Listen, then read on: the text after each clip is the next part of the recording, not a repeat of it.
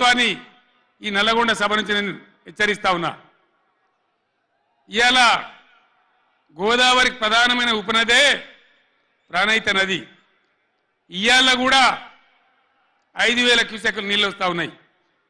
అవి ఎత్తిపోయాలి, LMD MMD నింపాలి, రైతులకు నీళ్ళు ఇవ్వాలి. కానీ ఏం చేస్తారు? మేడిగడ్డ పోతాము, బూరుగడ్డకు పోతాం, బొందలగడ్డకు పోతాం. ఏ తోకమట్టున్నది మేడిగడ్డ అక్కడ. మీ బండారం బిడ్డ ఈ స్టేజ్ మీద కూర్చున్న నాయకుల మీద అవుతున్నామో, ఈ అసెంబ్లీ అయిపోయిన తర్వాత మేము కూడా అడిగి పోతాం, మీ చరిత్ర మొత్తం ఎండగడతాం.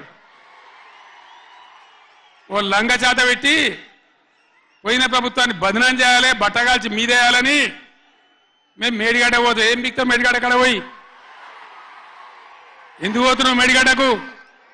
దమ్ముంటే నీళ్ళు ఎత్తిపోయి, నీళ్ళు ఉన్నాయి కాబట్టి డ్యామ్ పెట్టి కూడా నీళ్ళు ఎత్తిపోయచ్చు.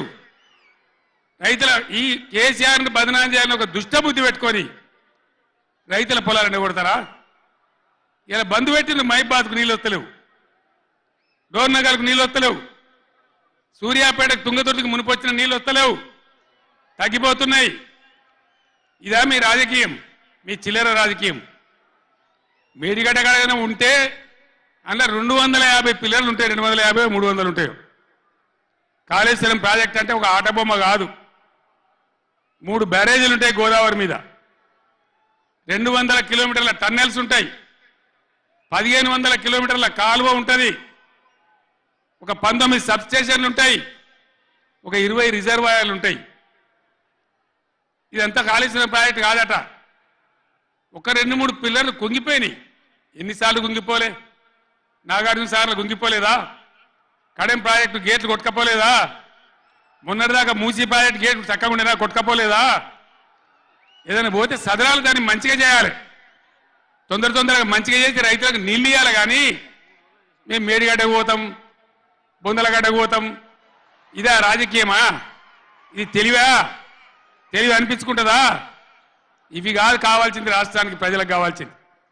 ఓ లోడొచ్చు, వాళ్ళు గెలవచ్చు, ఎవరికి శాశ్వతం కాదు. మళ్ళా డబల్ స్పీడ్తో మేము అధికారంలోకి వస్తాం.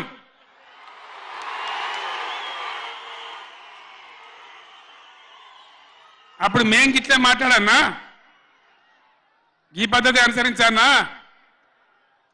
మిగిలితారా మీరు నశంలకు కూడా?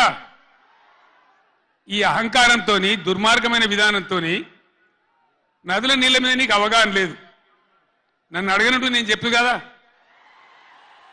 అడిగే సంస్కారం ఉంటుందా? తెలివి ఉంటుందా?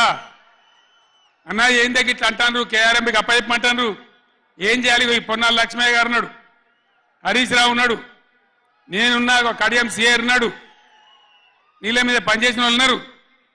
ఎవరిని అడిగినా చెప్పుతుంటాం కదా. మీకు తెలివి లేకపోతే అప్పచెప్పుడు, ఆగమవుడు, బడ్జెట్ ఆపి తీర్మానం పెట్టుడు. నేను ఒక్కటే మాట మీతో చెప్తున్నా, దయచేసి. నిన్న కూడా అనే నాతో హైదరాబాద్లో, సార్ అసెంబ్లీలో తీర్మానం అయిపోయింది కదా, ఇంకా చలో నల్గొండ ఎందుకని. అసెంబ్లీలో తీర్మానంతో అయిపోదు, చలో నల్గొండతో కూడా అయిపోదు. దయచేసి ఎప్పటికప్పుడు కృష్ణా నదిలో బ్రిజేష్ ట్రిబ్యునల్లో మన వాటా తేలే వరకు, న్యాయమైన వాటా తేలే వరకు, మన నీళ్ళ హక్కులు మనకు దక్కే వరకు ప్రతి సందర్భంలో ఈ 5 జిల్లాల ప్రజలు, కృష్ణా పరివాహక ప్రాంతంలో ఉన్న 5 జిల్లాల ప్రజలు ఎప్పటికప్పుడు మనం పోరాడడానికి సిద్ధంగా ఉండాలి. ఈ సభ వేదిక నుంచి చెప్తేనే ప్రజలకు అర్థమవుతుందనే ఉద్దేశంతో నేను మీ అందరినీ శ్రమ పెట్టేయాలి. సభ